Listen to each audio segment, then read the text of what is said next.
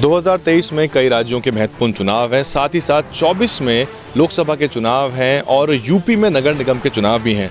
BSP प्रमुख बहन मायावती ने सपा और भाजपा पर बड़े आरोप लगाए हैं। कहा गया है कि मिलीभगत है, मिलकर चुनाव लड़ रहे हैं। सर, आपने ट्वीट पढ़ा होगा बहन जी का, क्या कहना है आपका? देखिए, लंबे समय से ये देखने में आ रहा है कि जब बीएसपी असर्ट करती है, बीएसपी अपनी पावर बनाने का प्रयास करती है, बढ़ाने का प्रयास करती है, तो लगभग सभी अपोजिशन पार्टीज़ मिल जाती हैं। और ये जो बात हो रही है, सपा और भाजपा कई बार इंटरनल अंडरस्टैंडिंग के थ्रू या उस तरह के इशूज़ क्रिएट करते हैं जिससे ध्रुवीकरण होता है, खासतौर पे सांप्रदायिक ध्रुवीकरण होता है, और इसमें कई बार बीएसपी को नुकसान होता है। तो ये सिर्फ आज की बात नहीं है, बहन जी ने जो अभी 2-3 दिन पहले ये ट्वीट किया है, बल्कि हम देखते हैं कि इवन लोकल लेवल पे कई जगह इस तरह के प्रयास किए जाते हैं जहाँ पे बीएसपी को हराने के लिए एक इंटरनल अंडरस्टैंडिंग बन जाती है बीजेपी। और स्वामी प्रसाद मौर्य सर रामचरितमानस पे बहुत ज़्यादा मुखर होकर बोल रहे हैं, तो बैकलैश भी झेलना पड़ रहा है सपा को। देखिए, ये इसी तरह के मुद्दे हैं। आप जब हिंदू मुस्लिम का इशू लेके आते हैं या फिर कोई और इमोशनल इशू लेके आते हैं, आज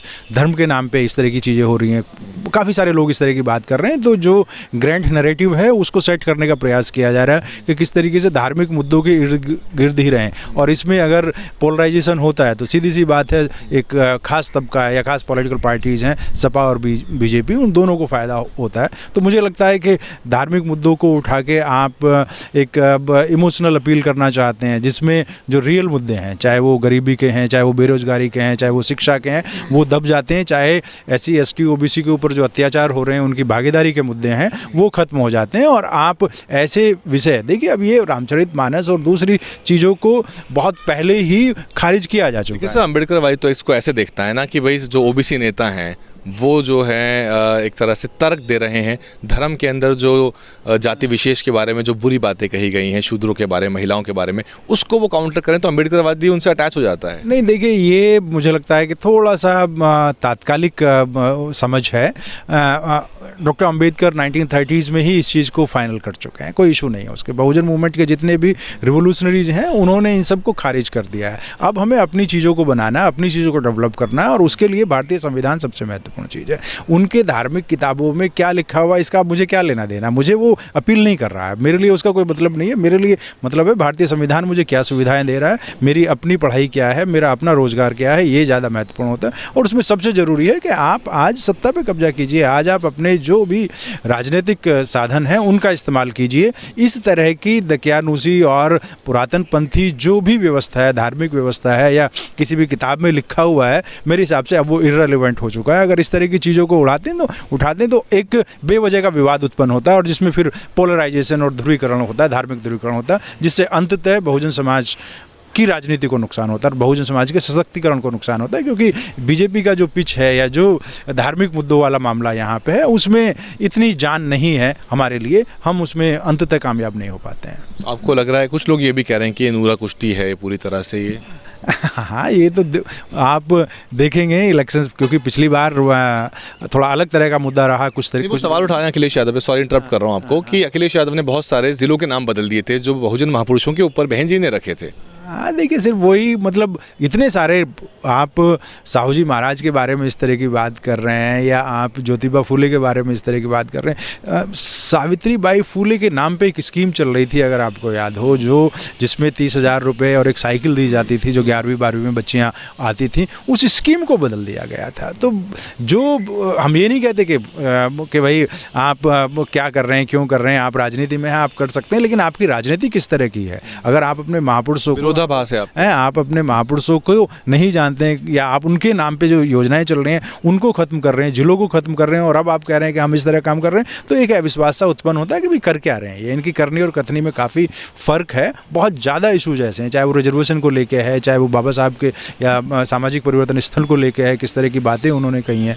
तो उन सारी चीज़ों से लगता है कि फिर दोबारा से इस तरह का प्रयास किया जा रहा है कि राजनीति का ध्रुवीकरण किया जाए, और उसमें कुछ अगर इनको नहीं भी मिलता है तो भी अंडर एक तरीके से जो समझौता होता है उससे कुछ ना कुछ अपने आप को ले लेते हैं ये लोग। अखिलेश यादव ने स्वामी प्रसाद मौर्य को राष्ट्रीय महासचिव बना दिया है, उनको पदोन्नति मिली है, कद बढ़ाया है ना उनका। तो OBC का जो गोलबंदी करनी है ये मैं ये कहूँगा भाई, अच्छी बात है आप ओबीसी की गोलबंदी करना चाहते हैं, ओबीसी को इकट्ठा करना चाहते हैं, लेकिन ओबीसी को इकट्ठा कीजिए इस बात के लिए कि भाई उनको 52% रिजर्वेशन उनका क्यों नहीं होना चाहिए, उनके जुडिशरी में रिजर्वेशन क्यों नहीं होना चाहिए, उनका प्राइवेट सेक्टर में रिजर्वेशन क्यों नहीं होना चाहिए। लेकिन आप उन बातों को जो पता नहीं किसी ने लिखी भी थी, नहीं लिखी थी, कब लिखी थी, था भी वो व्यक्ति नहीं था, उन चीज़ों पर मुद्दों को उठा के आप बिना वजह से समाज में एक, मैं ये कहूँगा कि बीजेपी को मुद्दा भी दे रहे हैं, मुद्दा दे रहे हैं और समाज में भ्रम डालने का प्रयास कर रहे हैं। आपको ये क्यों नहीं लग रहा है कि भाई आपने यूनिवर्सिटीज़ बनाई हैं, आप उसमें जो है SC ST OBC को 75% रिजर्वेशन दीजिए, जैसे कई स्टेट्स में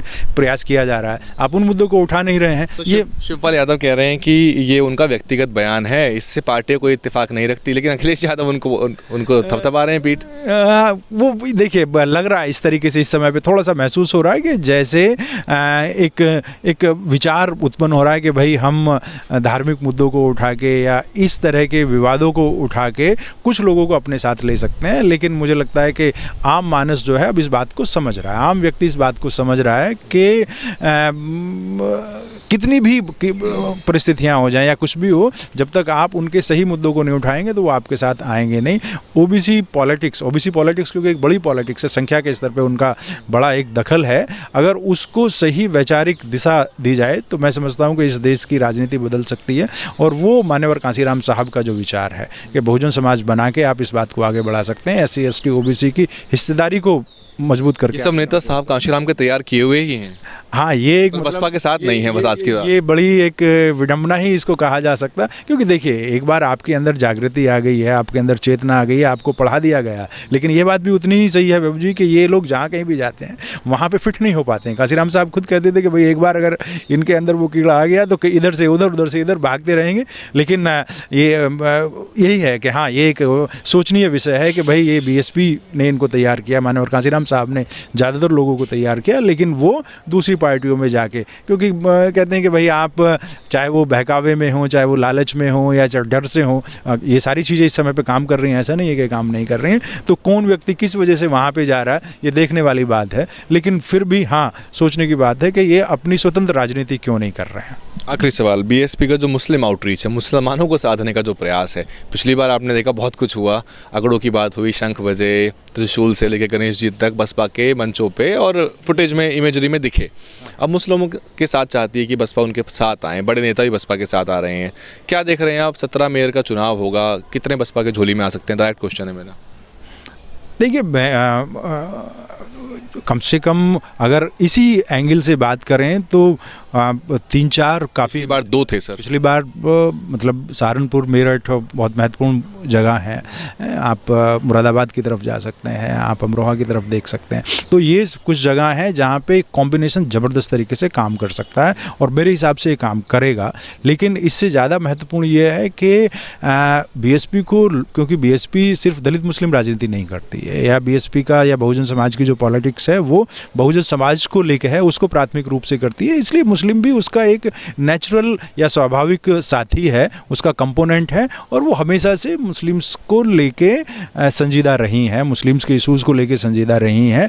अब देखने में आ रहा है कि विशेष प्रयास किया जा रहा है, क्योंकि भाई चाहे OBC हैं, चाहे दूसरे अगले समूह के लोग हैं, उनको भी समय समय पे देखा जाता है कि साथ लेने का प्रयास किया जा रहा है। लेकिन इन दोनों की खासतौर पे उत्तर प्रदेश में काफ़ी बुरी स्थिति है शेड्यूल कास्ट और मुस्लिम्स की। तो ये एक ऐसा लगता है कि शायद कुछ समय में या आने वाले समय में ये जो गठबंधन बनाने का प्रयास किया जा रहा है, इससे सकारात्मक रिजल्ट आएंगे। बहुत बहुत शुक्रिया। 24 में क्या होगा, 23 में क्या होगा, वो सब हम देखेंगे।